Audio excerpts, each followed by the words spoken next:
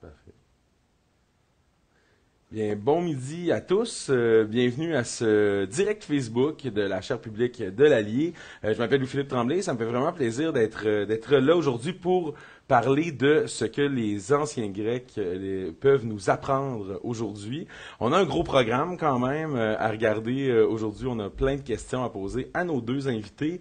Donc, démocratie, philosophie, organisation sociale. Ce sujet-là est vraiment volontairement vaste et ça peut mener vraiment à un grand spectre de réflexion. Connaître le passé, c'est évidemment se donner les outils pour comprendre le présent, mais peut-être espérer un avenir meilleur. C'est ce qu'on va faire aujourd'hui, là, dans la prochaine heure et demie. Là. On va regarder ça avec nos deux invités. Tout d'abord, Monsieur Jean-Marc Narbonne, qui est membre de la Société royale du Canada, professeur de philosophie antique à l'Université Laval, titulaire de la chaire de recherche du Canada en Antiquité critique et modernité émergente, également directeur du projet Partenariat international de recherche, raison et révélation, l'héritage critique de l'Antiquité, directeur du projet d'édition des œuvres complètes de Plotin aux éditions des Belles Lettres, ainsi que directeur de la collection Zétésis aux presses de l'Université Laval. Il est l'auteur aussi de nombreux ouvrages, dont, entre autres, Antiquité critique et modernité, essai sur le rôle de la pensée critique en Occident, Plotin, œuvre complète, le traité 1 sur le beau, et Plotinus in Dialogue with the Gnostics. Bonjour, Monsieur Narbonne. Bonjour, merci de cette invitation. Ça me fait grand plaisir de vous accueillir. Notre deuxième invitée, Flora Champi, qui est professeure assistante au département de français et d'italien de l'Université Princeton. Elle détient un double doctorat en littérature française à l'École normale supérieure de Lyon et de l'Université Rutgers. Publication à venir de Madame Champi, Exemples et modèles politiques, fonction critique de l'Antiquité chez Jean-Jacques Rousseau. Elle a également participé à l'ouvrage Affaires de Corse de Rousseau chez Vrin. Et elle a aussi rédigé de nombreux articles sur Rousseau, en plus de développer un intérêt marqué pour les études sur le théâtre et la performance scénique. Bonjour, Madame Flora Champi. Bonjour et merci beaucoup pour cette invitation. Ça fait plaisir. On va avoir trois thématiques qu'on va explorer dans ce large spectre de sujets aujourd'hui. Il y aura la politique, la société et la philosophie et également l'art et la religion. On va commencer tout de suite dans le vif du sujet. Pourquoi pas la politique, hein? On commence tout de suite en grand parce que on le sait, quand on parle de démocratie, on a tous tout de suite une image là, des Grecs anciens, justement, mais j'aimerais savoir comment les Grecs définissaient le pouvoir politique et est-ce que, justement, cette démocratie-là, ils la souhaitaient tous, donc est-ce qu'ils souhaitaient tous la mise en place d'un modèle démocratique? La question s'adresse à... je vous laisse, allez-y, oui, peut-être, Madame Champi en premier. Oui, je vais commencer, puis comme ça, Jean-Marc pourra corriger toutes mes erreurs après. Alors, moi, je suis spécialiste des Lumières et pas de l'Antiquité. Alors, je ne sais pas vraiment comment les Grecs en général définissaient le pouvoir politique, et j'imagine qu'il y avait plusieurs définitions. Je vais parler simplement de la définition que moi je connais, qui est celle d'Aristote, dans les Politiques, où en fait, il définit le citoyen comme celui qui est gouverné, et donc là, c'est une définition qu'on a encore aujourd'hui. Mais Aristote ajoute aussi un élément qu'on a un petit peu perdu de vue aujourd'hui, je crois, c'est que le citoyen est celui qui a la capacité d'être gouverné et de gouverner aussi. Et moi, je trouve ça très intéressant, cette conception du pouvoir politique comme quelque chose qui circule, comme quelque chose qui est partagé. Et on a un petit peu perdu de vue cette définition aujourd'hui. Alors, concernant le modèle démocratique, je pense que non, évidemment, tous les Grecs ne souhaitaient pas mettre en place un modèle démocratique, puisqu'il y avait plusieurs régimes politiques. Il y avait évidemment des monarchies, des démocraties et des oligarchies en Grèce ancienne, évidemment. Ce que Flora vient de dire est tout à fait juste. Je me baserai davantage sur Aristote, moi aussi, par goût. Et parce que j'ai l'impression que c'est beaucoup plus solide et proche de la réalité comme analyse. Ce qui est fascinant, c'est que dès le livre 1 des Politiques d'Aristote, Aristote, et c'est unique, je pense, dans la littérature grecque, on peut dire qu'Aristote est le seul, en un sens, véritable théoricien du politique, c'est-à-dire capable et voulant analyser les différentes formes de régime politique dans le détail. Comment les constitutions sont structurées, qu'est-ce qui les distingue les unes les autres, etc. Mais déjà, au livre premier des politiques, dès le début, Aristote va tenter de montrer différentes formes de pouvoir, justement pour dégager le pouvoir proprement politique. Il va distinguer le pouvoir familial, par exemple, celui du maître de la maison, sur l'épouse, sur la maisonnée, on dira, etc.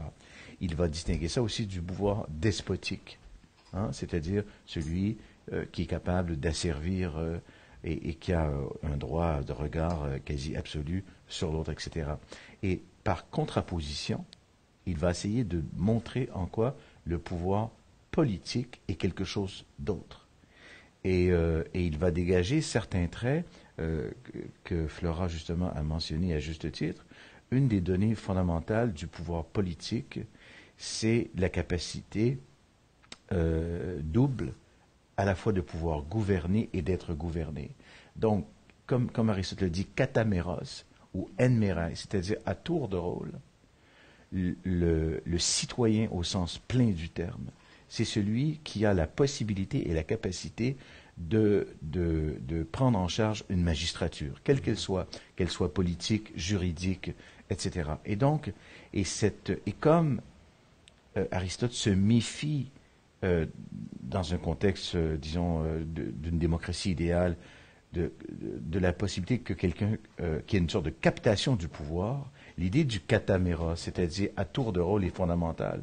Donc, si quelqu'un est privé, si un citoyen est privé de la capacité, de temps en temps, d'assumer une charge politique, il est privé de sa liberté politique purement et simplement. Et donc, ça forme vraiment le cœur. L'autre élément qu'on pourrait aussi ajouter, ça fait partie des deux thèses ou les deux caractères fondamentaux, si vous voulez, de la démocratie pour Aristote, c'est les deux traits, c'est d'une part de pouvoir assumer une charge à tour de rôle, puis l'autre trait, c'est la possibilité de vivre comme on veut, de vivre librement. Donc alors pour tous les Grecs, et quand Aristote dit ça, c'est pas même forcément son avis, c'est ce qu'on répète. Dans un régime démocratique, on peut vivre comme on veut. Okay? On a cette capacité de liberté, de choix de vie en quelque sorte. Alors, je ne sais pas si je peux ajouter, je voulais simplement rebondir sur quelque chose que tu as rappelé vraiment à juste titre. C'est la distinction des pouvoirs qu'Aristote fait dès le début de la politique, quand il montre bien que le pouvoir politique n'a rien à voir avec le pouvoir qui s'exerce au sein de la famille. Et c'est quelque chose que les Lumières ont repris. Et c'est quelque chose, par exemple, qu'on trouve chez Rousseau. Rousseau commence la première version du contrat social, le manuscrit de Genève, en rappelant que le pouvoir politique n'a rien à voir, le pouvoir du magistrat sur les citoyens n'a rien à voir, par exemple, avec le pouvoir du père sur ses enfants. C'est ce qui le distingue des théoriciens de la monarchie absolue, comme Bossuet, qui modélise le pouvoir du roi comme celui d'un père bienveillant sur les enfants. Bien sûr. Et je pense qu'on aurait vraiment intérêt à s'en souvenir aujourd'hui parce que, d'une certaine manière, parfois un peu insidieuse, on voit certains politiciens essayer d'instaurer un rapport affectif avec les citoyens. Oui, le père de la nation. Le père de la nation. Oui, bien sûr. On a entendu des présidents dire « je vous aime ». Ça n'a aucun sens de dire « je vous aime » à des citoyens. Et je pense qu'on aurait vraiment besoin de relire le début des politiques d'Aristote. Intéressant, une autre matrice aristotélicienne à Rousseau. Et oui, j'aurais pu en parler aussi hier. Vous avez fait une belle description un peu de comment Aristote décrivait justement cette démocratie-là. Est-ce que pour lui, il s'agissait d'un idéal politique qui n'a jamais été atteint?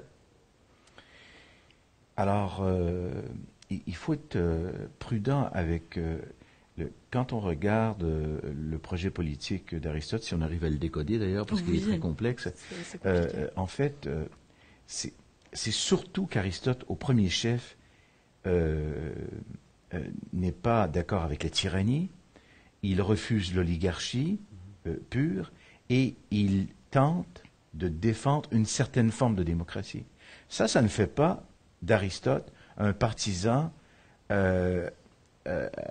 à tous égards de la démocratie et à n'importe quelle condition. Il faut être bien clair là-dessus. C'est juste que dans un contexte philosophique où des auteurs, notamment Platon, est très hostile à la démocratie, viscéralement hostile à l'idée même de la démocratie. Tu sais, il faut se rappeler que Platon n'est pas seulement quelqu'un qui est contre la démocratie, c'est le théoricien de l'impossibilité de la démocratie, de son ineptie fondamentale. D'accord? Et Aristote, c'est pour ça qu'il est l'antidote. C'est pas qu'il va à l'autre extrême en disant « seule la démocratie vaut », c'est plutôt qu'il réinscrit la démocratie comme un régime possible parmi les bons régimes possibles sous certaines conditions. Mais déjà ça, vous vous rendez compte comment c'est énorme. Okay? Qu'on quitte le terrain d'idéologie et qu'on entre dans le détail des régimes eux-mêmes et qu'on puisse montrer comment ils fonctionnent et comment ils sont valables, c'est un geste extraordinaire dans l'histoire et qui a marqué d'ailleurs l'histoire. Puis, justement, vous avez parlé de Platon et d'Aristote, donc qui s'opposent, mais est-ce qu'il y a un dialogue qui s'installe entre les platoniciens et les aristotéliciens? Tu veux répondre, Florent? Oui, alors je vais ajouter quelques mots sur la question précédente. Dans le livre 3 des Politiques, Aristote donne une définition assez négative de la démocratie.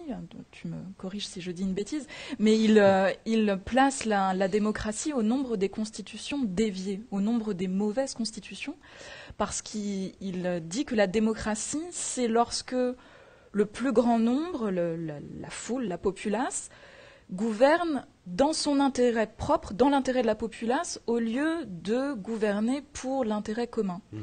Et alors, pour la constitution droite, la bonne constitution qui correspondrait à ça, c'est-à-dire le régime où c'est la majorité, la foule, qui gouverne dans l'intérêt commun, il n'appelle pas ça démocratie, il appelle ça d'un terme un peu bizarre, il appelle ça la politie, la politeia.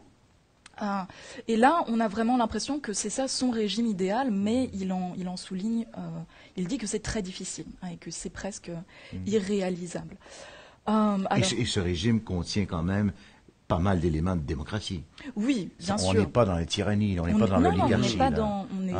Mais on est dans un dosage avec un certain pourcentage, pourrait-on dire, de procédés démocratiques, mais sans aller dans l'extrême et sans que cette démocratie se tourne uniquement dans l'intérêt du peuple, mais qu'elle garde, comme Flora dit, l'intérêt commun.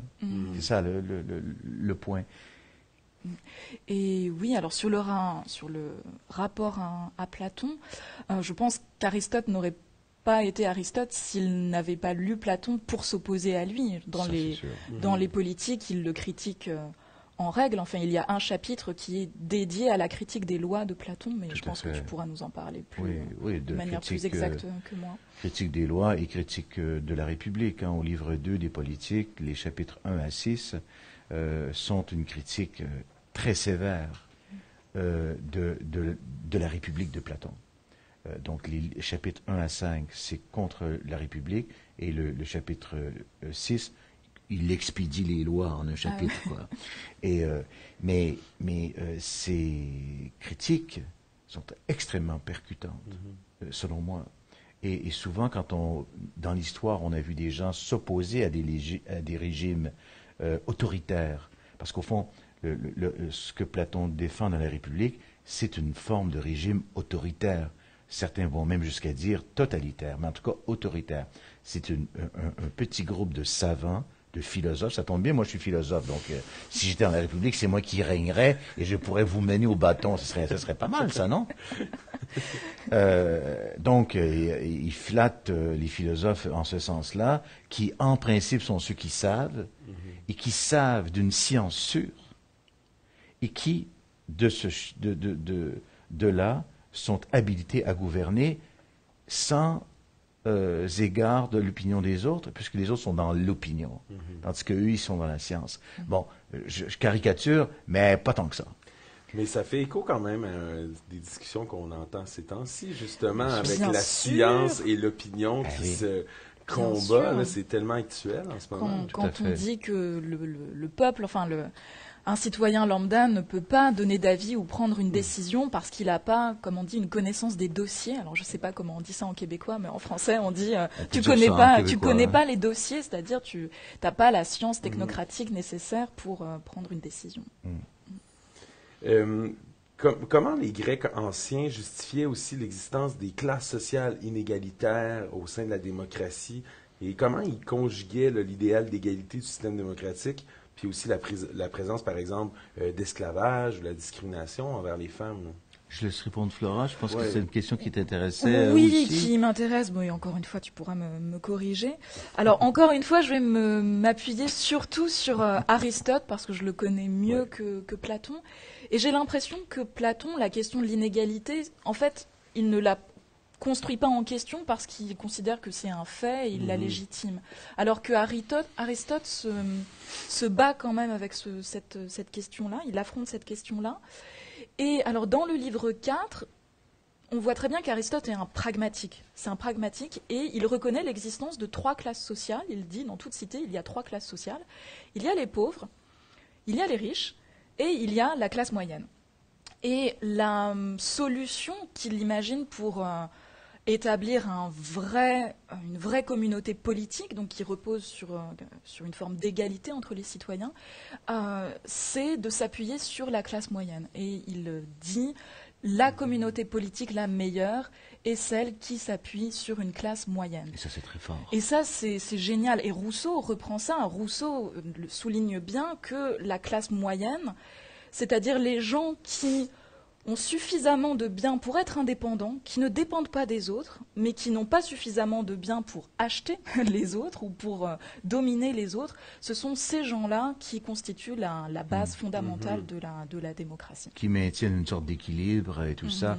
Ça, c'est merveilleux de trouver dans les chapitres 11 et 12 du livre 4, un petit exposé sur la mésotèse, le juste milieu et l'intermédiaire. Et donc, Aristote dit, quand par exemple les pauvres s'allient aux gens de la classe moyenne, ça fait une base solide. Ou à la rigueur, ça peut être les riches qui s'allient avec les gens de la classe moyenne. Mais que les pauvres s'allient aux riches aux pauvres, ça, vous verrez jamais ça. Et donc, alors, les 2 situations sont possibles. Ou bien la classe moyenne est très importante et on aura une cité stable et assez agréable, avec pas trop de tension, et de stasis, de stasès, c'est-à-dire de révolution et de sédition, ou bien, deuxième cas, la classe moyenne peut s'allier soit avec les riches, soit avec les pauvres, et dans ce cas-là aussi, ça fait quand même une assise très importante. Et donc, cette réflexion sur le juste milieu, mais déjà, on est très très loin de l'hypothèse des savants qui doivent nous diriger, là. Le juste milieu, c'est les gens moyens, qui ont un peu d'indépendance, et puis qui sont capables de quoi? Mais à la fois de gouverner et d'être gouvernés. Aristote nous dit, les gens très riches, qui ont tout d'avance, n'aiment pas être gouvernés. Et les gens très pauvres, qui n'ont jamais rien eu, ont l'habitude d'être gouvernés, mais ils n'ont pas l'habitude de gouverner. Donc la classe moyenne permet, vous comprenez ce que je veux dire? Oui. C'est très intéressant. Il y a une analyse politique, mais aussi sociologique qui est liée à ça. Puis qui est extrêmement, encore une fois, applicable à aujourd'hui. La Complètement. classe Oui, moyenne. Les politiciens, les groupes politiques parlent de la classe moyenne Constamment. Tout à fait. avec des définitions très différentes. Oui. Puis encore, quand on parle du repartage des richesses, ben c'est un peu ça. C'est de dire, Bien est-ce sûr. qu'on essaie que les riches soient un peu moins riches pour se rendre dans la classe moyenne? Absolument. Et donner un petit peu plus aux pauvres, là. Tout à fait. Et Vous vouliez ajouter quelque chose? Oui, je Madame voulais Chantier, dire, c'est vraiment un problème très actuel parce que, comme vous dites, les politiciens parlent beaucoup de la classe moyenne alors qu'elle est en train de disparaître. Moi, je vis aux États-Unis et je vois la classe moyenne disparaît alors que les inégalités se creusent. Et certainement que la crise actuelle de démocratie qu'on est en train de vivre a un lien avec ça, est en lien avec la transformation du corps social. Très intéressant tout ça. Au-delà des aspects politiques et légaux, comment Aristote percevait la question éthique de l'esclavage, justement, en lien avec tout Clara, tu y allais Oui, puis après, c'est toi qui vas commencer. Oui, alors, c'est moi qui... J'ai insisté sur cette question parce que je trouve que la discussion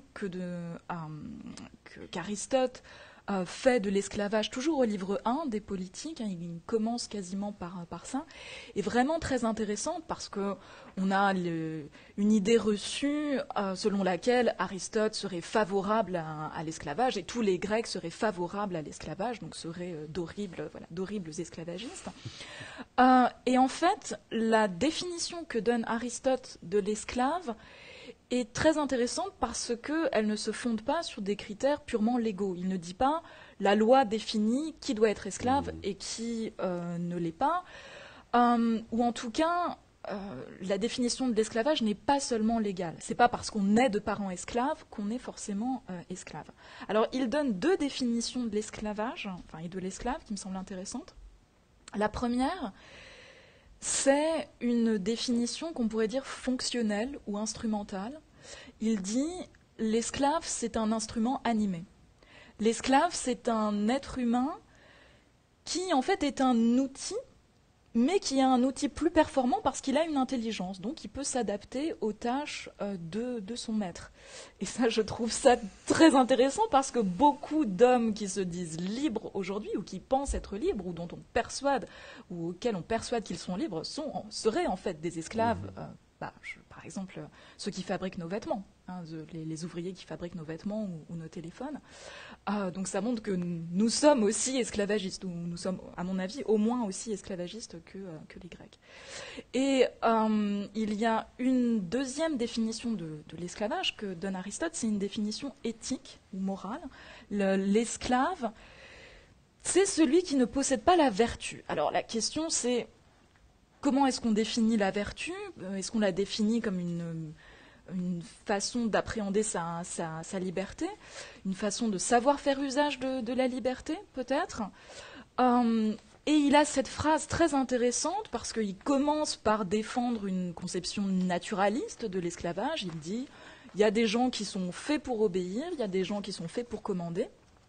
Et puis quelques lignes plus loin, il ajoute, mais des fois, on se rend compte, quand on observe le monde comme il va, que la nature se trompe et qu'on voit très souvent un corps d'esclave sur un homme libre et inversement, on voit des esclaves qui ont une âme d'homme libre.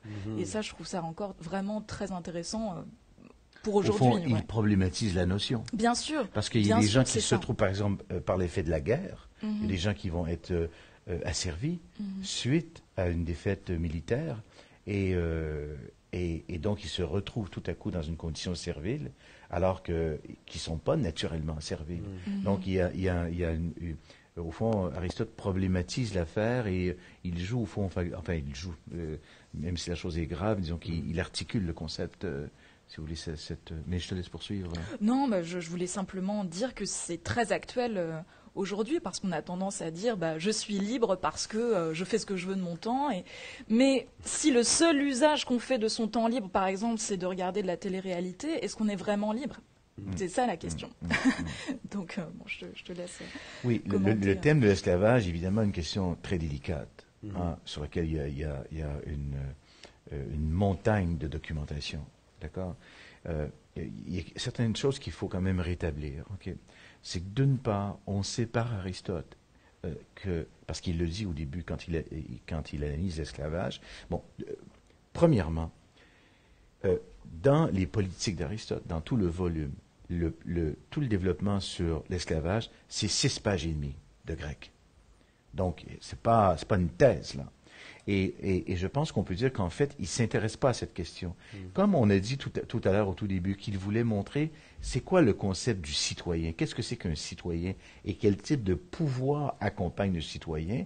Eh bien, par opposition, il dit c'est quoi le pouvoir familial et par opposition, il décrit le pouvoir despotique comme étant autre chose que le pouvoir politique. Comprenez-vous? Donc, c'est comme tendre dans une forêt, tu dégages le terrain pour arriver là où tu veux. C'est ça qu'il fait avec l'esclavage. Donc, il ne s'intéresse pas à l'esclavage en soi. Mais c'est quand même heureux pour nous parce que c'est le seul traité théorique de l'esclavage que nous ayons venu de l'Antiquité. Les autres peuvent parler de l'esclavage, mais ils ne théorisent pas la notion qu'est-ce que c'est qu'être esclave. Ça, c'est le premier point. L'autre affaire, c'est que, Platon parle moins de l'esclavage, mais c'est pas parce qu'on parle moins qu'on est moins pour l'esclavage. Vous comprenez ce que je veux dire? On peut moins en parler. Bon, Platon, dans les lois, dit que la seule façon de s'adresser à un esclave, c'est de lui donner des ordres. Je veux dire, je ne dis pas ça pour innocenter Aristote, parce que j'ai quand même une critique à faire dessus vis-à-vis d'Aristote. Nous savons que les sophistes, Alcidamas et Lycophron, deux sophistes, un peu avant Aristote, avaient questionné l'esclavage lui-même. Donc le fait de dire que c'est quelque chose d'inique en soi ne vient pas de la représentation moderne. Déjà, cette question a été remise en cause radicalement. Aristote a une position plus mesurée. Il admet que l'esclavage, c'est comme il ne remet pas en question fondamentalement le fait qu'il y en ait. Simplement, du point de vue des Grecs, ce qu'il en dit est déjà un peu dire que dans bien des cas, l'esclavage n'est pas naturel et ne devrait pas avoir lieu. C'est énorme, là, déjà pour l'époque. Ça, c'est un point. L'autre affaire, c'est que sociologiquement, des esclaves, il y en a de toutes sortes. On pense évidemment les esclaves dans les mines, mais il y avait des comptables qui étaient esclaves. Il y a des policiers à Athènes qui étaient esclaves. Il y avait toute une panoplie de niveaux hiérarchiques dans l'esclavage également. Et donc, on pourrait dire qu'une certaine partie des esclaves à Athènes étaient des fonctionnaires de l'État. Les études nous parlent maintenant, notamment Paulin Ismar, qui a écrit là-dessus. Il y a une série d'esclaves qui sont en fait des fonctionnaires de l'État de génération en génération. Et donc leur condition n'est pas horrible. Mais il y avait aussi des esclaves dans des conditions horribles. On ne peut pas le nier, ça. Puis d'autre part, vous savez, Pie XII, jusqu'au 19e siècle, est pour l'esclavage. On est qui pour faire la leçon aux Grecs quand 18 siècles après, jusqu'aux États-Unis, Jefferson, quand il a fait l'indépendance américaine, la Constitution, il y avait 200 esclaves. Comprenez-vous? Donc, il faut quand même... Bon, tu sais, quand on se regarde, on se désole, quand on se compare, on se console, c'est un peu ça. Je veux dire par là, la question de l'esclavage, et comme Flora dit, il y a aujourd'hui des formes d'esclavage qui ne s'appellent pas esclavage, mais l'asservissement humain, malheureusement, il se poursuit sous des formes très étranges. Oui, moi je n'hésiterai pas à dire que nous sommes encore esclavagistes, sauf que nous ne voyons pas nos esclaves. Alors on a l'impression, nous avons l'impression, nous nous donnons une bonne conscience, mais notre mode de vie repose sur plusieurs formes d'esclavage. Oui, puis c'est juste qu'on les appelle plus esclaves, on les Bien appelle sûr. des ressources humaines. Mais Voilà. quand vous parliez d'outils tout à l'heure, justement, moi j'avais en tête le terme ressources humaines. Donc, est-ce que c'est si loin que ça parfois? Quand c'est dans des conditions horribles comme on peut connaître, on a tous déjà vu ça aussi, là, en usine par exemple, ou des choses comme ça. Est-ce que vraiment l'esclavage n'existe plus dans non, c'est ça, parce que modernité? Pour beaucoup de gens, leur possibilité de liberté est très faible. Exact. Quand on regarde objectivement... Leur capacité d'action est très réduite, et c'est pour ça que je pense qu'Aristote, parce qu'il problématise la notion, est encore important. Petit message pour vous rappeler que vous pouvez poser vos questions sur le direct Facebook sans problème. On va même interrompre le programme, mais on va les regarder au fur et à mesure. Vous pourrez répondre si jamais vous avez des questions. Vous pouvez soit les adresser à l'un ou l'autre ou des questionnements que vous avez tout simplement. Là, on va poursuivre là, sur cette discussion, sur ce que les Grecs peuvent nous apprendre encore aujourd'hui. Poursuivons justement encore un peu en politique avec la prochaine question. En quoi justement cette philosophie ancienne, notamment la philosophie politique ancienne, est-ce qu'elle a influencé notre conception moderne du pouvoir politique et des institutions? On en a un petit peu parlé, mais comment là, ça a un impact encore aujourd'hui? Vas-y d'abord. D'accord. Ils s'aiment tellement qu'ils veulent pas laisser l'autre commencer. On a un brin de politesse. Alors, cette capacité de théorisation des Grecs, de l'affaire politique, mais aussi de d'autres domaines, est assez exceptionnelle. Quand on dit que les Grecs ont inventé la démocratie, bon, c'est vrai qu'ils l'ont inventée dans une dimension je veux dire, c'est peut-être sans comparaison, mais il ne faut pas exclure que d'autres expériences démocratiques par d'autres peuples ont eu lieu et ont pu avoir lieu. Ça, faut pas s'imaginer qu'il y a que les Grecs qui pouvaient penser à ça. Je veux dire, je les aime beaucoup, mais il ne faut pas non plus exagérer. Il y a une autre chose, c'est que ce qui est fascinant, c'est le mouvement démocratique, l'existence de la démocratie et l'effort de théorisation qui l'accompagne. C'est ça qui est spécial. Et donc, dans l'histoire après, mais tous les auteurs, non seulement de la tradition occidentale, mais d'autres traditions aussi, se sont référés à ces bases théoriques-là. Ils les ont relues. Je veux dire, si on parle de la tradition occidentale, mais qu'on pense à Machiavel, ou à Hobbes, ou à John Locke, vous comprenez ce que je veux dire? Ou à Rousseau. Il n'y a pas d'exception. Tous, ils ont le nez plongé dans la République de Platon, dans les politiques d'Aristote. Ils essaient de développer quelque chose à partir de ça. Et ça, c'est un phénomène unique dans l'histoire. Le fait que tous, on se réfère à ces textes sources-là, parce qu'ils sont riches, complexes, et qu'à partir de là, on essaie de repenser le politique et d'aller plus loin. Ça ne veut pas dire qu'on ne peut pas les dépasser. Il y a des points sur lesquels on a dépassé les Grecs, c'est évident. Okay? Mais on s'en est servi pour le faire. Et donc, en ce sens-là, ils nous accompagnent. C'est vraiment assez incroyable. Jusqu'à aujourd'hui, John Rawls, etc., il y a plein de réflexions politiques. Par exemple, si on prend le cas du conflit ou de l'opposition entre la démocratie représentative, indirecte, moderne, et la démocratie directe, antique, c'est un débat hyper actuel. Et puis, on se remet à lire les Grecs pour dire comment est-ce qu'on réintroduirait de la démocratie dans nos démocraties, parce qu'on se sent un peu éloigné du pouvoir. Si le citoyen aujourd'hui ne peut plus participer aux affaires politiques, ben, il ne correspond même plus à la définition du citoyen selon Aristote, parce qu'il doit avoir cette possibilité-là. Et sinon, il est frustré dans sa liberté démocratique. Et ça, c'est une source de tension, c'est évident. Oui, moi je pense que tu as tout à fait raison d'insister sur la dimension de théorisation, de généralisation, et je pense que c'est cela que l'on doit vraiment aux Grecs, parce que sur un plan strictement historique, nos démocraties actuelles sont peut-être plus les héritières des pratiques qu'on trouvait dans certains villages anglais ou suisses. Et Montesquieu le dit bien, ça, dans l'Esprit des lois. Il prend ses distances, en un sens, avec l'héritage antique, et il met l'accent sur les pratiques politiques des peuples qu'il appelle les Germains, en fait. Donc, sur le plan historique, sur la continuité historique, enfin sur le plan strictement factuel, on est peut-être plus les héritiers de ces systèmes démocratiques-là. Mais à mon avis, c'est uniquement parce que les penseurs modernes, et notamment les penseurs des Lumières, ont mis en rapport les pratiques germaines, enfin suisses, anglaises, et les ont insérées dans un contexte plus large et les ont théorisées grâce au concept des Grecs et aussi des Romains. Il ne faudrait pas oublier les Romains dans cette continuité. Mais oui, donc je pense que c'est ça qui s'est produit, c'est-à-dire que la philosophie politique antique a permis de vraiment conceptualiser des pratiques qui, sinon, seraient restées des pratiques particulières. En terminant sur le côté politique, là, si on devait, aujourd'hui, créer une société plus démocratique, d'ailleurs, on en parle beaucoup au Québec en ce moment, une réforme du mode de scrutin qui s'en vient, mais par quoi vous commenceriez? Ben, c'est sûr qu'il y a un point fondamental, c'est une constitution droite doit avoir un cadre juridique. D'accord? Et Aristote appelle cela, il dit ane orexeos nous o nomos estin, c'est-à-dire la loi est une raison ou un intellect sans désir. C'est-à-dire la loi est une intelligence qui n'est pas affectée par les passions. Et ça, c'est absolument nécessaire.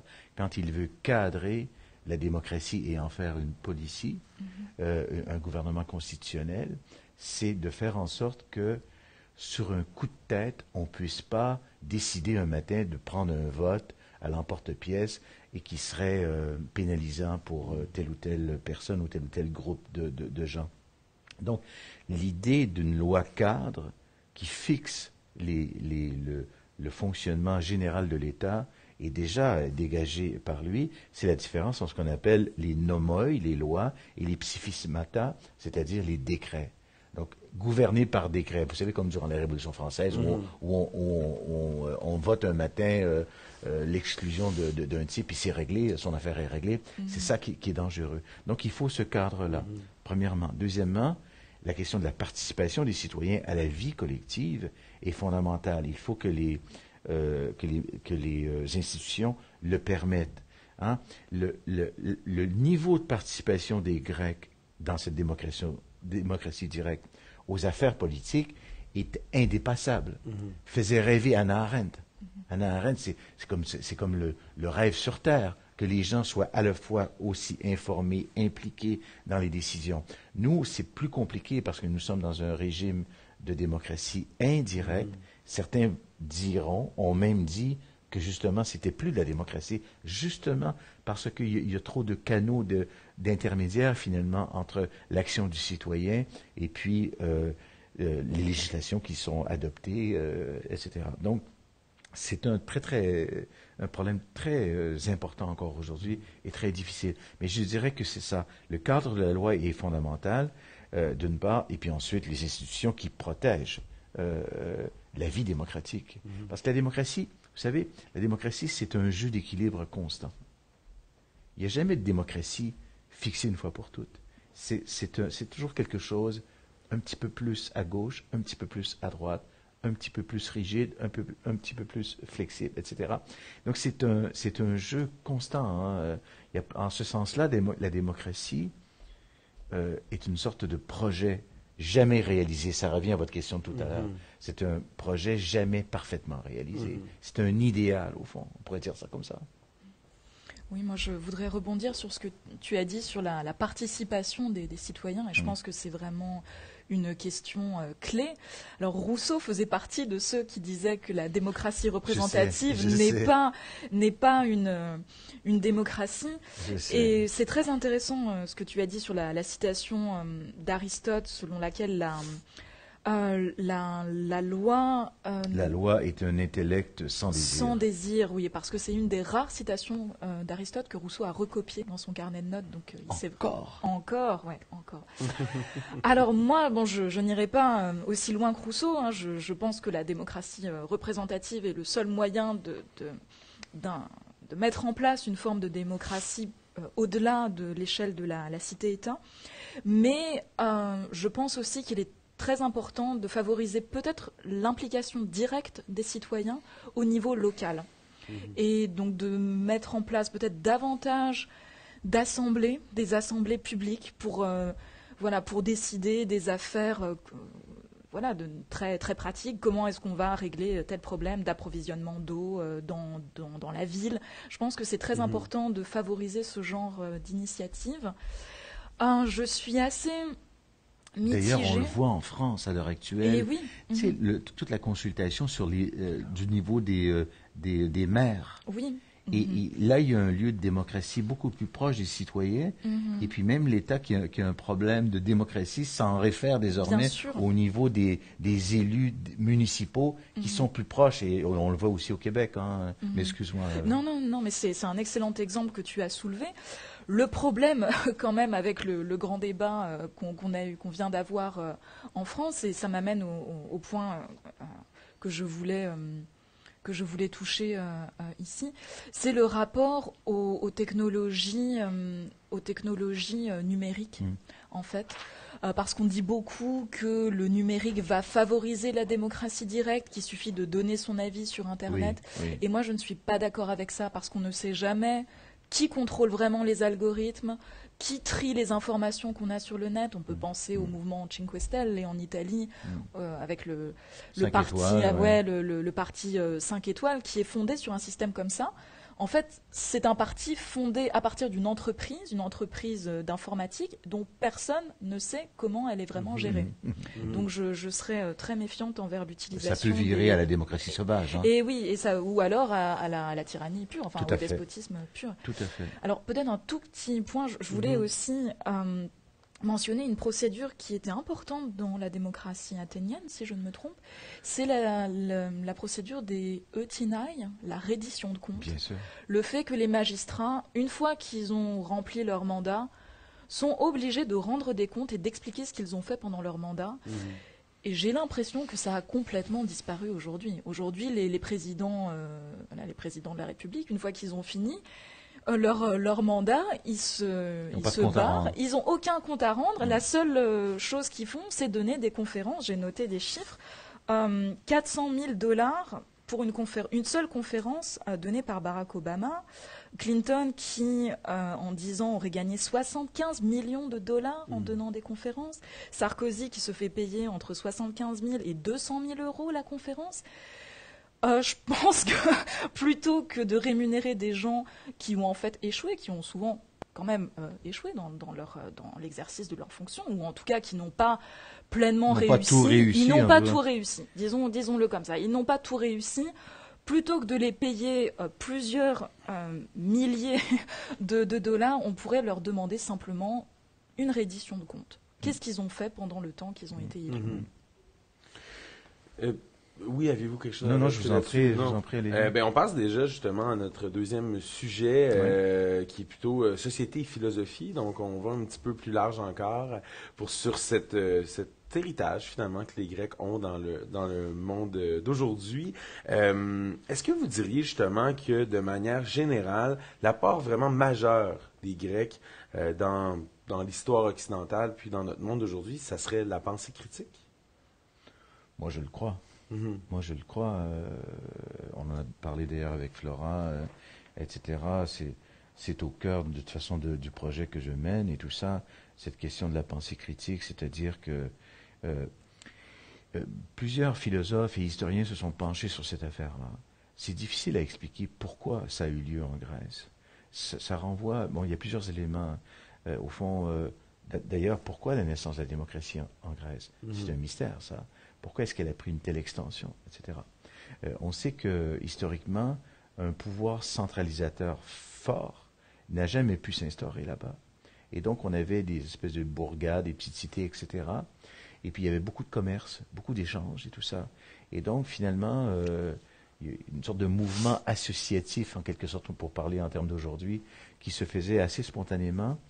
Et des tyrannies fortes ou des régimes monarchiques forts et perdurants dans le temps n'ont jamais pu s'instaurer, aussi loin qu'on remonte à l'époque archaïque. Donc, c'est sur ce sol-là qu'est née, au fond, la délibération commune. Et puis, la délibération commune est le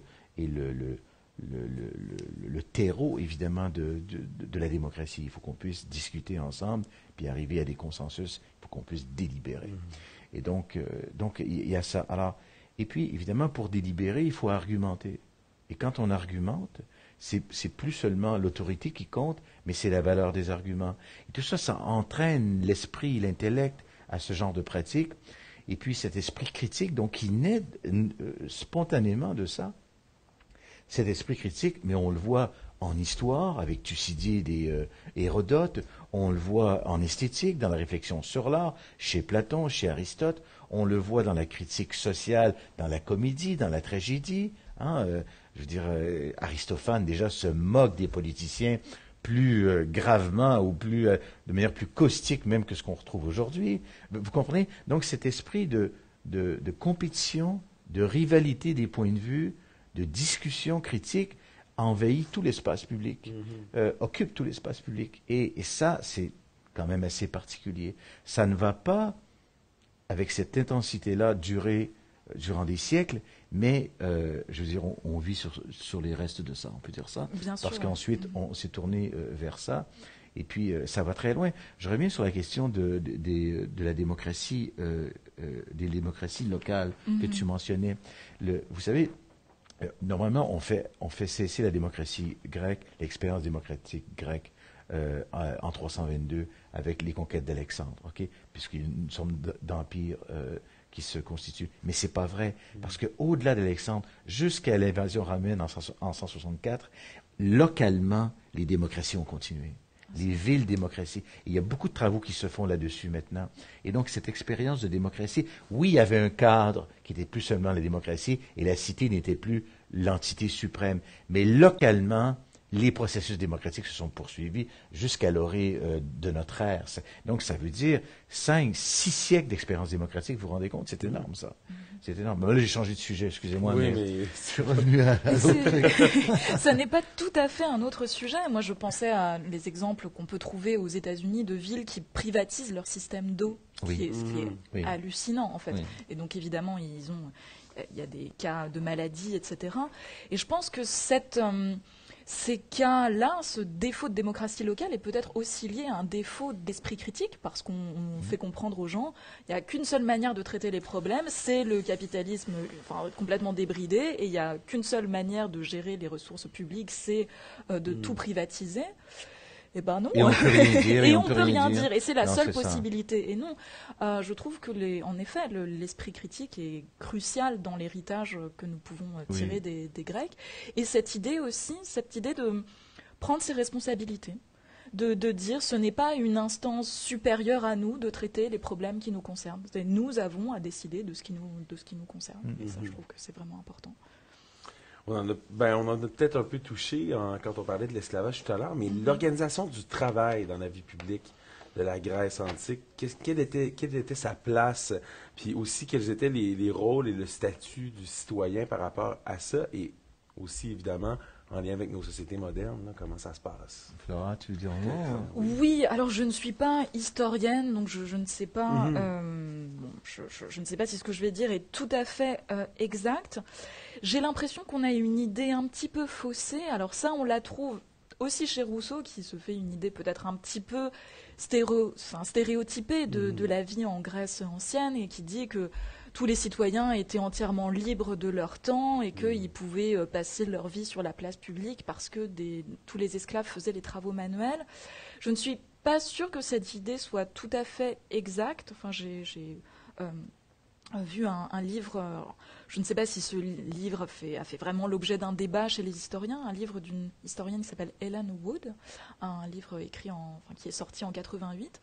Et dans ce livre, cette historienne affirme que la démocratie athénienne reposait plutôt sur des petits paysans, sur des petits propriétaires qui pouvaient avoir 1 ou 2 esclaves, mais pas beaucoup. Donc j'ai l'impression que le travail était quand même pris en compte et n'empêchait pas forcément les citoyens de participer à la vie publique. Mais je te laisse confirmer ça. D'une part, il faut distinguer, parce que dans l'histoire de la Grèce, je veux dire classique, il y a 2 grandes organisations. Il y a ce qu'on appelle la Ligue de Délos, qui sont les cités affiliées à Athènes et qui sont toutes plutôt démocratiques. Et il y a la Ligue du Péloponnèse où on a des systèmes oligarchiques. Donc on ne peut pas dire les Grecs. Comprenez-vous ce que je veux dire? Dans les cités oligarchiques, il y avait une hiérarchisation beaucoup plus forte et les rapports étaient beaucoup plus cadenassés, je dirais. Dans les sociétés démocratiques, c'est une autre configuration. Ça, c'est un point quand même qu'il faut... Parce que dire les Grecs, c'est comme dire les Américains ou les Européens. Je dis, il y a des distinctions quand même très fondamentales. Et puis, si vous voulez, Athènes et Sparte, c'est comme les 2 pôles d'opposition. D'accord? D'une part. D'autre part, il est certain que, d'une part, il y a la discrimination des femmes. Hein? La femme, quand elle est épouse d'un citoyen, la femme n'est pas citoyenne, hein? Elle est épouse d'un citoyen et elle a une protection via la citoyenneté de son époux. Mais elle ne va pas à l'Assemblée, elle ne délibère pas, elle est responsable de l'oikos, d'où vient notre mot économie, l'oikonomie. Hein? Elle est responsable de l'oikos, c'est-à-dire le domaine familial. D'accord? Et justement, souvent parce que le mari fait de la politique et doit intervenir dans la sphère publique, il délègue l'autorité domestique à son épouse, qui a un pouvoir important de gestion. D'accord? Bon, mais ça reste inégalitaire de notre point de vue à nous, c'est certain. Ça, c'est une chose. D'autre part, il y a des catégories d'individus. D'une part, il y a les citoyens. Les citoyens, c'est un nombre limité de gens à Athènes. Ok. Les Athéniens étaient très jaloux de leur citoyenneté et ils ne l'attribuaient pas à beaucoup d'autres personnes. Ça, c'est une affaire. Deuxièmement, il y a les métèques, les métoïkos. Hein. Un métèque, c'est quelqu'un qui vit avec d'autres. Ok. Et donc, les métèques, c'est une classe importante où il y a beaucoup de commerçants, hein, des gens de l'étranger, parce que Athènes était une ville très cosmopolite, attirait beaucoup de gens pour le commerce, pour le brassage culturel, etc. Et donc, les métèques, il y en a qui faisaient fortune. Donc, il y a des métèques qui pouvaient être plus riches que les citoyens, bien évidemment. Et puis ensuite, il y a des classes censitaires, c'est-à-dire il y a des classes selon les catégories de revenus. Vous comprenez ce que je veux dire? Et donc, avec une possibilité de transition d'une classe à l'autre de la part des citoyens, mais selon les époques, si on appartenait à telle classe censitaire, c'est-à-dire à telle classe de revenus, on n'avait pas le droit à tel type de magistrature ou d'office public. Et plus la démocratie va s'étendre, plus la règle censitaire va diminuer. Et puis à la fin, l'idéal, c'est que tous les citoyens puissent participer à toutes les magistratures. Vous comprenez ce que je veux dire? Donc, mais il ne faut pas oublier qu'il y a quand même des classes. Puis, bon, alors, il y a le citoyen, il y a le métèque, et puis d'autre part, il y a les esclaves. OK, et eux-mêmes, les esclaves, on l'a vu tout à l'heure, il y a toute une hiérarchie d'esclaves allant de ceux qui sont dans des conditions horribles jusqu'à ceux qui ont un statut, bon, enviable, ce serait peut-être pas exagéré, mais tout à fait quand même relativement décent. Hein? Justement, on a une question du public en lien avec les esclaves. Je ne sais pas si on peut la voir à l'écran, de Jean-Samuel Anger qui nous demande « Est-ce que le traitement des esclaves variait d'une cité à l'autre dans l'Antiquité, justement? » Je pense que oui. Oui. Je pense que oui. Comme on a dit, il y a plusieurs types d'esclavage d'une part, et d'autre part, ah oui, bien sûr, vous savez, il y a presque une sorte de blague là-dessus, c'est qu'il y a des oligarques, c'est-à-dire ceux qui sont pour un pouvoir. Les oligarques, c'est le pouvoir des oligoi, c'est-à-dire les quelques-uns. Hein? Oligoi en grec, c'est les quelques-uns, par opposition à la masse ou à la populace, le poloi, okay, les nombreux. D'accord? Et il y a des oligarques, on a des textes à ce sujet-là qui nous disent, mais à Athènes, c'est tellement libéral, cette ville, que quand tu marches dans la rue, il arrive qu'un esclave ne se range pas sur ton passage. Et que donc, il trouve ça vraiment horrible de dire, alors là, il n'y a plus de hiérarchie dans cette ville, même les esclaves ne cèdent pas le terrain, etc. C'est pour vous dire comment ça pouvait varier d'un contexte, d'une cité à l'autre, absolument. Oui, je voulais ajouter une petite chose là-dessus. C'est la différence entre Athènes et Sparte, par exemple. Sparte reposait sur, en fait, l'oppression d'un peuple, l'oppression d'un peuple, les Zilotes qui étaient traités d'une manière absolument horrible. Enfin, les Spartiates, je crois, avaient un droit de vie et de mort, vraiment sur les Zilotes qui faisaient tous les travaux pénibles. Et si je me souviens bien, il y avait une fête annuelle de chasse aux Zilotes. De chasse aux Zilotes, ça faisait partie des rites, de passage, oui, des rites de passage. Et vous vous rendez compte qu'il y a des auteurs politiques de l'époque qui vantaient Sparte et qui ont idéalisé Sparte? Alors qu'on sait très bien aujourd'hui que c'est une ville d'un despotisme terrible. Puis on voyait ça donc comme justement une autre ressource qu'on pouvait utiliser. Oui, tout à fait. Et ça reposait sur l'oppression d'un peuple. Je crois que c'est les Spartiates qui ont commencé par envahir et soumettre un peuple étranger et qui ont fait de ce peuple étranger leurs esclaves pendant des siècles. C'est une forme d'esclavage particulière, l'ilotisme.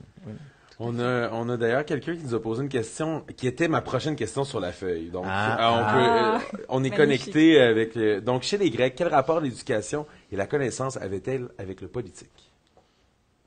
Rapport fondamental, parce qu'il n'y a pas de démocratie sans formation des citoyens. C'est impossible, ça. Okay? Parce que dans une démocratie directe, quand on va à l'Assemblée, on a des décisions à prendre. Il faut comprendre le débat. Il faut savoir de quoi il s'agit. Et puis, il faut savoir que si on vote mal et si la décision est mauvaise, on risque d'en pâtir très directement. Est-ce qu'on déclare la guerre? Est-ce qu'on fait une alliance? Est-ce qu'on se lie avec un autre? Est-ce qu'on fait telle dépense? Vous comprenez ce que je veux dire? Il y a beaucoup de stratégies. Donc, forcément, la participation démocratique exige et promeut elle-même une forme d'éducation. Vous voyez, on ne peut pas comme aujourd'hui dire, moi je suis dans mon salon ou dans mon sous-sol, je m'intéresse à mes trucs, et puis qu'ils s'arrangent avec leurs problèmes. Vous comprenez ce que je veux dire? Moi je suis Canadien, je suis ici. Est-ce que le Canada doit traiter avec lui? Je m'en fiche, ça ne m'intéresse pas. C'est un luxe. Ça, c'est très bien expliqué dans un petit traité que tout le monde devrait lire, qui s'appelle De la liberté des anciens comparée à celle des modernes de Benjamin Constant. C'est un article, au fond. Hein, c'est un essai, oui. Hein? C'est un court essai. Un court essai d'une vingtaine de pages, trentaine de pages. Okay? Et ça, il campe très, très bien l'opposition entre la liberté antique et la liberté moderne. La liberté moderne, justement à cause de la représentation, on peut dire, ben moi, je peux profiter de mes jouissances privées et je me fiche du reste. C'est ça le danger de la démocratie moderne. Okay? Parce que dans la démocratie antique, ça peut être l'inverse. Puisque l'État me sollicite et qu'il a besoin de moi pour régler les affaires, c'est ma liberté privée qui peut être lésée.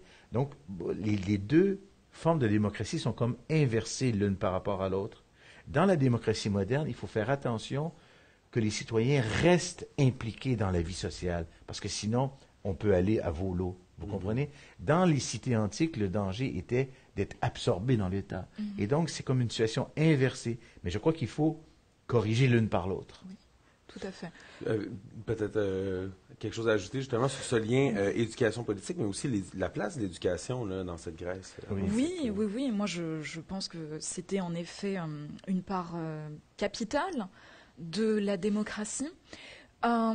J'ajouterais qu'il s'agissait d'une éducation assez généraliste et pas de l'apprentissage, d'un apprentissage de discipline trop spécifique. Et là, en un sens, ça rejoint ce que tu disais sur l'opposition entre liberté des anciens et des modernes, démocratie des anciens et des modernes. Parce qu'aujourd'hui, où on a l'habitude d'associer la démocratie avec la société de consommation, on pense que c'est normal, alors qu'en fait, je me demande, je pense que l'association n'est pas évidente et que, en un certain sens, la société de consommation est contraire, est opposée à la démocratie.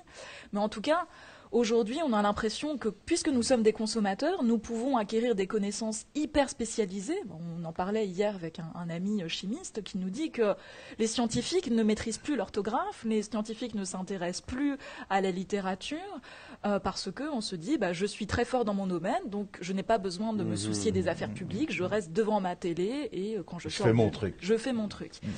Alors que en Grèce, j'ai l'impression que peut-être que les citoyens avaient une éducation moins spécialisée, mais qu'ils avaient une sensibilité plus développée aux problèmes, enfin aux questions d'intérêt général, aux questions de la cité, y compris les questions de politique étrangère. Et ça, Rousseau le reprend. Et Rousseau l'explique très bien. Il dit que le fondement de tout régime politique légitime, de tout régime politique démocratique, c'est ce qu'il appelle les lumières publiques, c'est-à-dire pas forcément des connaissances érudites ou spécialisées, mais une capacité à percevoir ce qui est bon ou ce qui est mauvais dans l'intérêt général. Et ça, je pense que c'est vraiment à la portée de tout le monde. On mettait aussi de l'avant des notions de tolérance et de pluralisme. Si on prend l'exemple justement là, du projet de loi 21 en ce moment sur la laïcité de l'État ici, mais vous me disiez aussi un peu avant qu'on commence, qu'il y a la loi de 1905 également qui bouge en France en ce moment. Comment les Grecs auraient-ils traité cette question-là et de quelle façon ils auraient débattu? Et aussi, comment on pourrait s'en inspirer peut-être pour en discuter en ce moment-là? Tu veux commencer, te dire un mot? Oui, alors je vais dire un mot rapidement. Je voudrais quand même corriger ce que je viens de dire, en fait, parce que j'ai dit que la perception de l'intérêt général, c'était à la portée de tout le monde. C'est à la portée de tout le monde, moyennant une certaine éducation minimale. Il faut évidemment savoir lire, savoir écrire, mais aussi peut-être avoir une certaine capacité à conceptualiser, avoir une capacité à généraliser ses idées aussi. Alors, en un sens, ça c'est pas tout à fait déconnecté de la question de la laïcité. J'ai l'impression que la religion des Grecs, le polythéisme, était un outil puissant, enfin une forme d'aide à la démocratie dans la mesure où ça empêchait la religion de devenir l'instrument d'intérêts particuliers. Ça empêchait les différentes religions de devenir des groupes d'intérêts privés. Et en ce moment, donc en France, le gouvernement, sans trop en faire de publicité, c'est ça qui est le plus inquiétant, est en train de revenir sur la fameuse loi de 1905, la séparation entre l'Église et l'État. Et un des projets, c'est de retirer les religions de la liste des groupes d'intérêts privés. Ce qui me semble une pente extrêmement dangereuse, parce que les religions monothéistes, les religions basées sur la révélation, donc islam, judaïsme et christianisme, sont des groupes d'intérêts privés en puissance. À partir du moment où on a l'idée qu'il n'y a qu'un seul Dieu sur Terre et que ce Dieu est le seul à détenir la révélation, c'est quand même très difficile de ne pas chercher à imposer cette religion aux autres. Donc, en un sens, le polythéisme des Grecs était un paravent contre ce genre d'attitude. Mais précisez peut-être un peu comment, en fait, le fait que ce soit polythéiste, on essayait peut-être moins de le... Peut-être un petit peu préciser ça, je le saisis moins bien. Oui, alors, encore une fois, je ne suis pas historienne ni spécialiste de la Grèce, donc peut-être que Jean-Marc pourra mieux expliquer ça, mais il me semble que quand on est polythéiste, quand on admet plusieurs dieux, on ne cherche pas forcément à imposer ces dieux aux autres, puisqu'on a soi-même plusieurs dieux. Et alors, je crois que les Grecs pouvaient aussi choisir quel dieu ils honoraient davantage que d'autres. Il y avait une procédure. On pouvait prioriser les dieux. Non seulement ça, il y avait une procédure en Grèce pour admettre de nouveaux dieux. Ah, voilà. Vous vous rendez compte? Donc, je suis tout à fait d'accord avec ce que Flora vient de dire, absolument, complètement. Comparer la religion en Grèce et la situation qui est la nôtre, c'est comme comparer les pommes et les oranges. Parce que l'idée du vrai Dieu, l'idée du Dieu unique, qui est liée au fond au monothéisme quand même, n'est pas une idée grecque, ni romaine d'ailleurs. N'est pas une idée. Et donc pour eux, il y a un polythéisme. Ça veut dire que en Grèce, il n'y a pas de texte sacré. Il y a des textes qui sont interprétés, réinterprétés, mais il n'y a pas de texte autoritaire. Ni Homère, ni aucun poète ne dit la vérité sur le Dieu, mais offre une interprétation plus ou moins adoptée, si vous voulez. Mais un autre poète peut changer le récit. Vous comprenez ce que je veux dire? Donc, il n'y a pas cette dichotomie entre orthodoxie, c'est-à-dire bonne opinion, et hétérodoxie, mauvaise ou autre opinion. Il n'y a pas ce distinguo-là. D'accord? Donc, une autre manière d'expliquer la chose, on pourrait dire que, tandis que dans les religions monothéistes qui sont présentes aujourd'hui, la question de l'orthodoxie est très prégnante. Chez les Grecs, il y avait plutôt ce qu'on pourrait appeler une orthopraxie. C'est-à-dire, il y a des rites civiques qui ne sont pas obligatoires, mais il y a des rites civiques, des divinités locales, des cités, etc. Il y a des fêtes publiques, les gens y participent, etc. Mais ce que pensent les gens sur le Dieu, et à quel point ils y croient ou pas, mais tout le monde s'en fiche de ça. Vous comprenez? Ce n'est pas une question. C'est pas une question.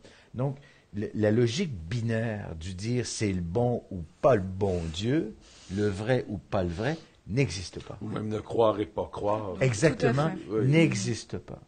Et donc, je crois que la démocratie grecque a été possible justement sur ce terreau-là.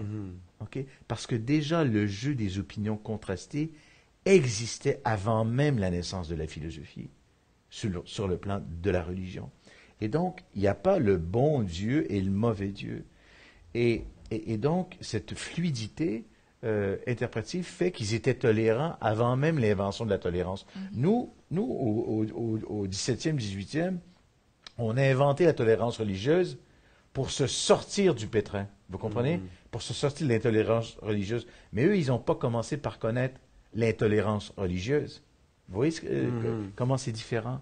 Et ça, c'est quand même très important. Et ça peut nous donner à réfléchir encore aujourd'hui. Je veux dire, par là, le fait qu'il puisse y avoir une pluralité de points de vue ne les gênait pas. Et c'est pour ça que les premiers philosophes qui ont raisonné sur qu'est-ce que c'est que la nature des dieux, et puis certains qui en ont offert une interprétation plus naturaliste, vous comprenez, et qui ont spéculé là-dessus, ben, je veux dire, on ne les a pas trucidés sur la place publique. Okay? Vous savez que beaucoup de cas soi-disant de procès d'impiété sont des falsifications ultérieures, ok, par des auteurs chrétiens ou autres, plus tard dans l'histoire, qui ont fabriqué des histoires. Mais on a très peu de cas avérés. Hein. Si Socrate a été condamné, ce qui, à mon avis, est faux, s'il a été condamné pour des opinions, mais ce serait le seul cas de condamnation pour délit d'opinion dans toute l'Antiquité. Je veux dire, Anaxagore a produit de nouvelles théories. Je veux dire, chaque philosophe grec a une nouvelle interprétation du divin. Complètement. Le premier moteur d'Aristote, si c'est son Dieu et son premier Dieu, mais c'est un concept de Dieu comme personne n'en avait jamais imaginé sur Terre avant lui. Est-ce qu'il a été lapidé? Non. Vous comprenez ce que je veux dire? Il y avait cette fluidité, cette mobilité, cette flexibilité, et qui, de fait, va avec le polythéisme. Il y a un livre très intéressant de Hassman sur la violence monothéiste. Évidemment, certains vont le contester. Je ne dis pas que tous les monothéistes doivent être violents, c'est pas ça que je dis. Mais je dis que c'est sûr qu'il y a une possibilité plus grande. Dès lors que tu dis, ça c'est le vrai Dieu et les autres, par voie de conséquence, ne sont pas les vrais dieux. Très intéressant tout ça. Je vous rappelle que vous pouvez toujours poser vos questions. On va les prendre sans problème pour la suite. Et on passe tout de suite à notre troisième thématique, qui est l'art et la religion. Donc, c'est un petit pont peut-être vers là. Comment était conçu l'art et l'esthétique à l'époque de la Grèce antique? Est-ce qu'il était vrai de dire que l'art était une imitation du beau absolu ou que l'art était une forme de mimésis? Alors je vais dire quelques mots très rapidement parce que c'est en dehors de mon domaine et puis après Jean-Marc pourra compléter. Il me semble que oui, d'après la fréquentation que j'ai pu avoir dans les musées. Alors la notion de mimésis, c'est une notion complexe parce que c'est pas reproduction, hein, c'est pas une reproduction, c'est pas une pure reproduction, c'est pas une pure imitation, c'est davantage une reconstruction ou une interprétation. Et quand on voit les statues grecques, les proportions ne sont pas toujours respectées parce que les Grecs trouvaient que certaines choses, alors c'est un petit détail croustillant, mais il paraît que les parties génitales masculines, ils trouvaient que c'était trop gros, donc c'est pour ça que les statues grecques ont des organes un peu moins imposants parce que ça respectait selon eux mieux les proportions les proportions idéales. Et je trouve que c'est une idée très intéressante parce que c'est vraiment à mon avis, une illusion de penser que quand on fait de l'art figuratif, on reproduit exactement le réel. Non, on ne reproduit jamais exactement le réel. Et dès qu'on fait un dessin, on interprète en fait le réel. Et ça, je trouve ça vraiment intéressant. Oui, non, mais c'est tout à fait ça. Je veux dire, la notion de mimésis, tous les Grecs ont pensé l'art à travers l'idée de la mimésis. La mimésis, bon, c'est l'imitation, on a traduit ça imitatio, on a traduit par imitation à travers le latin, puis et dans l'imitation, il y a l'idée d'une reproduction passive, que justement, comme Flora dit, qui ne convient pas. D'accord? Mais c'est sûr que qu'on pense à la musique, à la sculpture, à la peinture, à la danse, toutes sont des formes d'imitation, c'est-à-dire des formes de reproduction de quelque chose. D'accord? Par exemple, qu'est-ce qu'une tragédie? C'est la reproduction d'événements qui se produisent hein, et qui sont scénarisés. Donc, il y a toujours l'idée d'une reproduction. Mais comme Flora disait excellemment juste à l'instant, qui dit reproduction dit en même temps reformulation, recréation des choses. Donc, il ne faut pas penser que la mimésis est simplement un Xerox, quoi, une copie.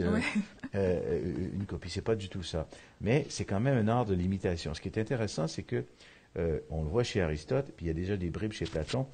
Ils ont déjà compris que ce qu'on appelle les beaux-arts, hein, les arts liés au plaisir, esthétique, etc., sont des arts différents. Je veux dire, ils font la part des choses entre la danse, la tragédie et la fabrication d'une chaussure. Toutes sont des technae, toutes sont des techniques, mais il y a technique et technique. Et donc, ils distinguent une famille d'activités artistiques et qui se distinguent de l'artisanat comme tel et qui visent une certaine reproduction pour le plaisir. Hein. L'esthétique, déjà pour Aristote dans la poétique, doit toujours comporter une partie de plaisir. Il faut séduire le public. Donc c'est valable pour la danse, c'est valable pour toutes les productions, etc. Donc il y avait énormément d'activités artistiques en Grèce, à Athènes et dans d'autres villes. Il y avait des fêtes religieuses, civiques, où il y avait des concours théâtraux, des concours de une activité civique et le fait que dans la cité il y ait des fêtes, c'est très important, vous comprenez? Parce qu'il faut une sorte de respiration entre le travail et les fêtes. Certains venant justement de villes organisées trouvaient qu'il y avait vraiment beaucoup de fêtes à Athènes. Hein. On passait beaucoup de temps à faire des fêtes. Mais les fêtes publiques et sociales sont très importantes parce que dans la cité, il faut qu'il y ait à la base une certaine koinonia, c'est-à-dire une communauté. Et le sentiment de communauté, on l'a aussi dans la fête. Je veux dire, comme disait Aristote, qui a envie de faire un bout de chemin avec un ennemi? Personne. Je veux dire, donc socialement, on fait un bout de chemin ensemble dans la filia, c'est-à-dire dans une sorte d'affection et d'amitié.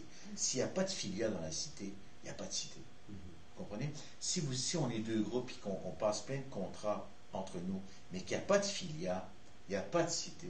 Parce que vivre en cité, c'est que je me préoccupe un peu de ce qui vous arrive et réciproquement. Vous comprenez? Il y a une sorte de solidarité. S'il n'y a pas de filia, il n'y a pas de vie sociale. Parce que on ne se réunit pas juste pour manger, on se réunit pour être bien ensemble. C'est ça le truc. Hein? Pour être eux, comme disent les Grecs. Et donc, oui, alors la question de la mimésis, c'est une partie importante de la vie sociale. Et cet art de la mimésis, il y a eu différentes tendances, effectivement. Je ne sais pas sur quoi vous voulez enchaîner par rapport à ça. Mais ce qu'il faut savoir, c'est que cette tradition, cette interprétation de l'art via la mimétique est quelque chose qui a subsisté jusqu'à l'orée du XXe siècle. C'est la grande matrice de l'art. Tout art relève d'une certaine façon de la mimésis. Même la danse. Hein? Aristote dira dans la poétique que la danse, le tracé des figures qu'on fait, le rythme à travers la danse, traduit des états de l'âme, des passions. Vous comprenez? Les états du caractère. Et c'est une forme de reproduction de mimésis. Et ça, c'est le phénomène absolument dominant. À l'orée de l'art moderne et contemporain, va naître une autre conception de l'art qu'on pourrait dire davantage expressiviste. L'art comme expression de ce que j'ai à l'intérieur de moi, et non pas comme expression ou comme réflexion de ce qui est à l'extérieur. Vous voyez ce que je veux dire? Il y a comme un mouvement de subjectivation important qui se fait. Mais les deux, depuis, cohabitent en quelque sorte. Vous comprenez? L'art qu'on voit, même contemporain aujourd'hui, n'est pas ni que expressiviste, ni que mimétique, mais un peu des deux. Et des fois, on mélange les deux procédés, c'est assez intéressant. C'était ma prochaine question, justement. Peut-être que Mme Champy, vous pourriez compléter là-dessus, justement, sur le lien. Comment l'art contemporain se retrouve et cohabite peut-être avec ce mimétisme-là, ce mimésis. Oui, moi j'ai un avis un petit peu différent de celui de Jean-Marc, parce qu'il me semble que l'art contemporain est davantage dans l'affirmation de la subjectivité. Et honnêtement, j'ai des réserves par rapport à ça. Je trouve que c'est peut-être moins fécond en un sens, que l'idée de mimésis. Bon, ça dépend des goûts personnels, évidemment, mais c'est une idée qui est née, disons, au cours du XIXe siècle, notamment avec les poètes maudits, Baudelaire, enfin surtout Rimbaud. Il ne s'agit pas du tout, il ne s'agit plus de plaire au public, il s'agit au contraire de choquer le public en affirmant comment sa propre petite personne et ses propres petites émotions sont importantes. Ça produit des productions intéressantes, mais en un sens, je trouve que ça ne mène pas forcément très très loin, parce qu'une fois qu'on a épuisé les émotions personnelles, comment est-ce qu'on arrive à recréer du lien, en fait? Comment est-ce que l'art permet de créer aussi un lien social? Et ce qui est très fort dans l'art antique, et plus largement dans l'art mimétique, c'est que ça crée vraiment un lien, ça crée une communauté, alors que, en tout cas dans certaines œuvres d'art contemporain, on a plutôt l'impression de l'affirmation massive d'une subjectivité. Je pense au scandale de Jeff Koons qui a tenté d'imposer une sculpture monumentale à la ville de Paris, et il fait ça payer. Il fait payer ça des millions et des millions de... je crois que ça se rapproche du million d'euros, alors qu'en fait ça n'apporte rien à la ville, mais lui ça lui rapporte beaucoup. Donc c'est en ce sens que je serais plus conservatrice et que je trouve que l'art mimétique est plus intéressant. Je suis d'accord, il y a un danger de solipsisme, c'est-à-dire une proposition artistique qui ne concerne que soi, et qui devient très isolée, etc. Mais ça existe et il y a beaucoup de débats là-dessus sur la question, sur comment est-ce qu'on peut, si c'est le cas, comment est-ce qu'on peut désormais évaluer les productions artistiques modernes. Vous comprenez ce que je veux dire? S'il n'y a plus de terrain commun, il n'y a plus d'étalons de mesure, etc. C'est un écueil possible. Oui. Mais ça me fait penser quand même, on parle beaucoup des beaux-arts, mais il y a l'art musical là, mais en ce moment, puis je sais pas, j'ai un exemple moderne qui m'est en tête. On pense à Kurt Cobain, Nirvana, donc qui lui faisait de la musique pour lui et tout ça, mais il y avait tous ces gens-là finalement qui se retrouvaient en lui. Et je sais pas, est-ce que justement ça ne vient pas contrebalancer cette mimésis-là où lui il crachait peut-être ses chansons, mais les gens qui aiment ça ensemble, ou qui se reconnaissent dans sa réalité à lui, est-ce que là il n'y a pas un lien quand même qui va se faire autour d'une communauté? Alors, ça n'est pas trop mon style de musique. Donc non, c'est un exemple comme ça, mais on peut peut-être... Moi, c'est peut-être un jugement un petit peu sévère, mais j'ai l'impression que en fait, ça correspond davantage à un modèle despotique, voire totalitaire de lien social, dans la mesure où ça n'est pas... On crée quelque chose de commun ensemble, et on essaye de faire quelque chose qui soit plus grand que simplement l'agrégation d'individus. C'est au contraire un seul individu qui devient le porte-voix de plusieurs individus. Alors certes, ils peuvent se reconnaître, mais est-ce qu'il y a vraiment création d'une communauté, ou est-ce qu'il y a au contraire effacement peut-être de la pluralité? Non, en effet, des foules hurlantes qui vont acclamer une seule diva qui crie sur une scène. Moi, j'avoue que c'est le dispositif même de ce genre de concert me pose problème, parce que j'y vois davantage en fait j'y vois davantage de proximité avec une forme autoritaire, une forme politique autoritaire. Quelle était justement la place du beau dans le système philosophique des anciens Grecs? Est-ce qu'on peut rapprocher ce domaine, par exemple, dans le domaine politique ou dans le domaine de la connaissance, par exemple, ce qu'on appelle le vrai, ou dans le domaine politique de la justice, par exemple? C'est une large question. Ça dépend de la perspective qui est celle adoptée. Dans le cadre du platonisme, de l'héritage platonicien, il y a cette idée de l'élévation par le beau. Okay? Et donc, la réflexion sur le beau est intégrée à une sorte de réflexion métaphysique sur le bien. Et c'est comme s'il y avait une sorte de pyramide à monter où le beau, le vrai et le bien se rejoignent. Okay? Et une révélation du beau. Okay? Qui devient une révélation en soi ou un indice de la révélation.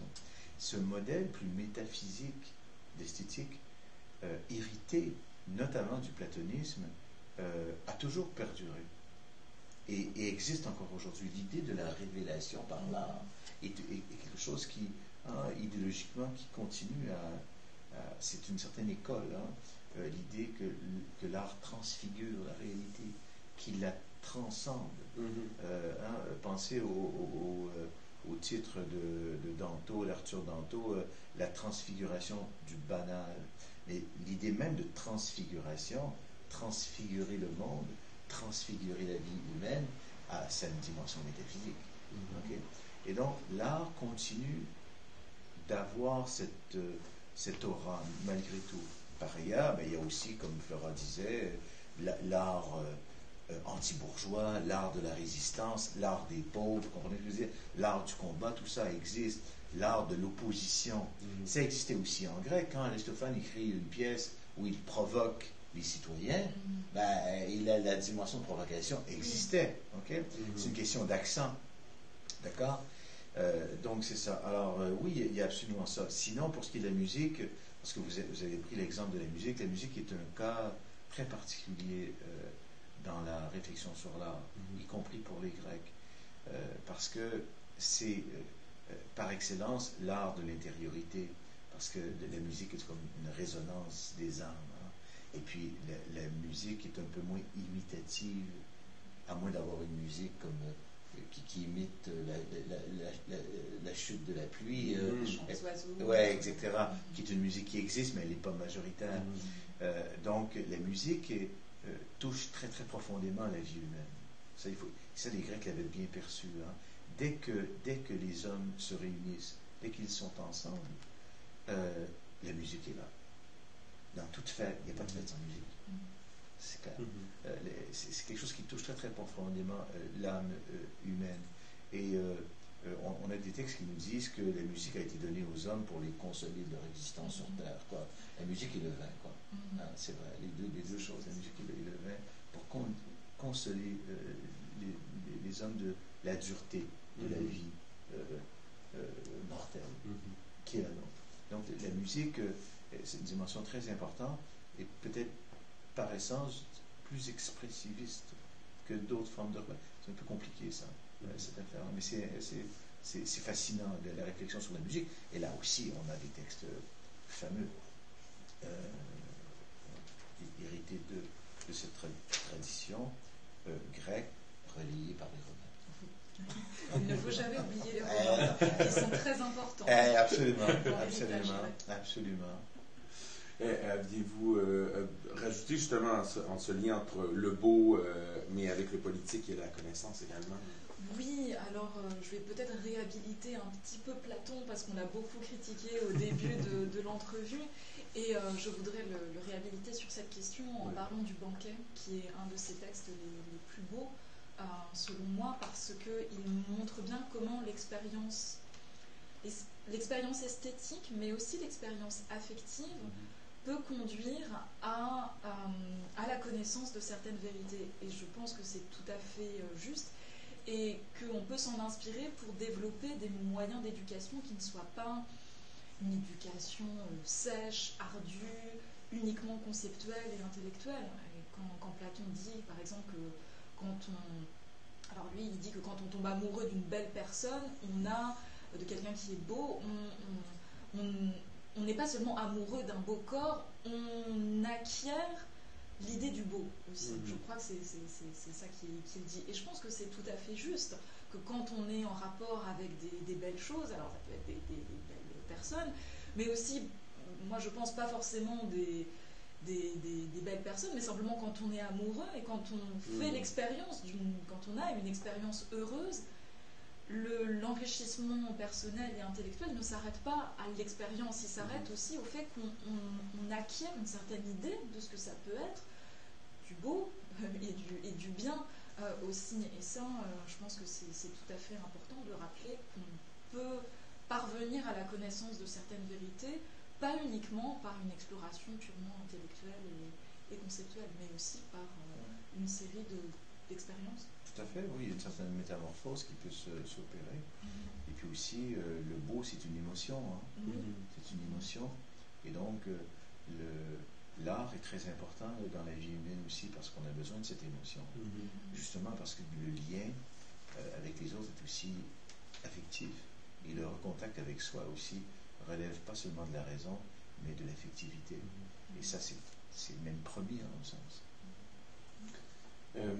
Avant de terminer, je veux vous rappeler que si vous avez des questions à poser, on est presque à la fin, donc il ne reste pas beaucoup de temps si vous avez une petite question, mais je vais quand même vous poser, moi, ma dernière question qui n'était pas sur nos feuilles, donc je vous surprends, parce qu'on avait déjà répondu à la dernière, mais si on avait une chose à prendre là, de notre discussion, puis là se dire, bon, on ramène ça des Grecs chez nous, puis on essaie de s'en rappeler, puis on ramène à l'époque d'aujourd'hui.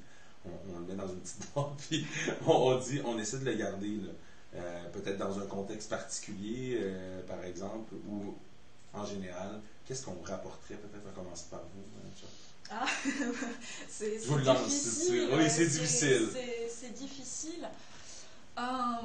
Moi, je dirais la dimension éthique de la liberté.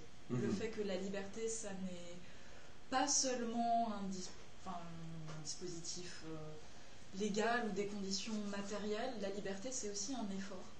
Et c'est un effort personnel. Alors là, je donne mon interprétation personnelle des Grecs. Je pense que Aristote ne le dit pas comme ça, mais c'est comme ça que je le comprends. Le fait que la liberté demande un effort et demande un travail sur soi, et un travail sur soi permanent. Et que il ne suffit pas d'avoir son téléphone et de faire ce qu'on veut avec pour être libre. C'est même plutôt le contraire. Et là, j'aimerais bien rappeler une expérience qu'on peut tous faire, je pense. Ça nous arrive d'être à un arrêt de bus et de voir une dizaine de personnes qui attendent le bus. Et moi, ça m'est déjà arrivé de voir 10 personnes en même temps, toutes sur leur portable. Et moi, je trouve que c'est assez effarant, en fait, parce que dans ces cas-là, chacun a l'impression de faire ce qu'il veut, chacun a l'impression d'être, en fait, dans son petit monde et de répondre à ses copains, etc. Donc on a l'impression d'être libre quand on fait ça. Alors qu'en fait, on n'est pas libre. Alors qu'en fait, quand on est tous à l'arrêt de bus et tous devant le portable, on fait tous la même chose en même temps. Et l'éthique des Grecs pourrait nous permettre de sortir de ça, je pense. Je suis d'accord avec ce qui vient d'être dit. La question du tiens, je vais être platonicien, une fois n'est pas coutume. La question du dialogue des âmes. Ce qu'on vient d'avoir entre nous, c'est un dialogue. Et garder ouvert la possibilité du dialogue, remplacer les mots, word against swords, c'est les mots plutôt que l'épée. Ça, c'est fondamental. Maintenir le dialogue social et dans le respect mutuel, c'est un truc fondamental. Et l'espace public créé par les Grecs, l'agora, l'assemblée délibérative, c'est l'espace du dialogue. Ça ne veut pas dire que les ententes sont faciles puis des accords faciles à obtenir. Il n'y a jamais rien de facile dans la vie humaine de toute façon. Mais je crois que c'est l'idéal qu'il faut conserver. Et comme disait Flora sur la liberté, il y a une phrase, je pense que c'est Paul Éluard qui dit la liberté est un mot qui chante. Il ne fait pas juste il vit, il chante. Quand on parle des libertés, c'est déjà plus banal, mais la liberté, c'est tout ce qui nous fait rêver. Et c'est un idéal qui doit demeurer. Et jusqu'à preuve du contraire, les régimes démocratiques sont ceux qui permettent le plus de liberté, malgré leurs défauts. On va terminer avec une dernière question du public pour terminer le tout. S'il vous plaît, c'est une question, je ne vois pas le nom en tout cas. S'il vous plaît, pouvez-vous développer sur la notion de théorie, là j'ai pas mon grec ancien est loin. Et donc théorie et son appropriation par les sciences. Merci. Théorème, c'est un terme grec, la théoria, qu'on peut traduire soit par théorie, théoria, théorie, et on peut traduire aussi par contemplation. Il y a les deux aspects. Évidemment, dans la science moderne, il y a de la théorisation, l'aspect contemplatif paraît s'être absenté.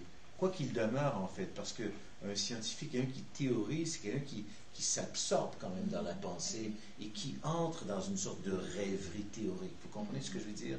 Et souvent, de belles découvertes sont faites justement dans cette immersion en soi-même dans un cheminement théoritico-contemplatif. On pourrait dire ça. Mais c'est un terme très très riche, celui de la contemplation, et c'est aussi l'activité la plus haute à laquelle un homme puisse accéder. Parce qu'évidemment, on peut courir vite, peut-être même plus vite que les chevaux, on peut lever des poids, peut-être, vous comprenez ce que je veux dire? Mais on peut exceller par l'intelligence et ce qui nous rend quand même, qui rend la vie humaine toute particulière, notre inventivité, les ruses de la raison, c'est quand même ce qui, pour les Grecs en tout cas, et pour moi aussi, de toute façon, qualifie de manière et pointe là, identifie ce qu'il y a de spécifique chez l'homme. Oui, alors ça n'est pas mon domaine, mais j'étais en train de me demander s'il y avait un mot qui correspondait à théorie en latin, et je ne crois pas. Donc ça serait un cas, il faudrait vérifier ça, mais ça serait un cas intéressant. Ils traduisent comment? Réflexion? Ouais, contemplation, je faudrait vérifier ça, mais si c'est le C'est cas... peut-être à l'origine justement de la scission de théorie et théorie d'un côté, contemplation de l'autre. Ouais, il faudrait vérifier. Je sais pas. Mais en tout cas, si c'est vraiment le cas, ça serait un des rares cas de concept qu'on a directement pris des Grecs, sans passer par les Romains. Intéressant. Bien, et intéressant, c'est le mot, je pense, qui résume notre discussion d'aujourd'hui. Merci beaucoup d'avoir été là, M. Narbonne, Mme Chanqui. Donc, d'ailleurs, si vous voulez retrouver un peu les détails sur la carrière de chacun et chacune, vous les retrouvez dans l'événement Facebook qui a été créé là-dessus. On pourra aussi le mettre en commentaire, des liens là, vers leur carrière respective. Merci d'avoir été là, merci d'avoir participé avec vos questions aussi. Donc, je vous rappelle que c'était un direct Facebook qui est présenté par la chaire publique de l'Allier. Et merci beaucoup. Merci à vous, merci de vos excellentes questions. Merci. Merci. Bonne fin de journée.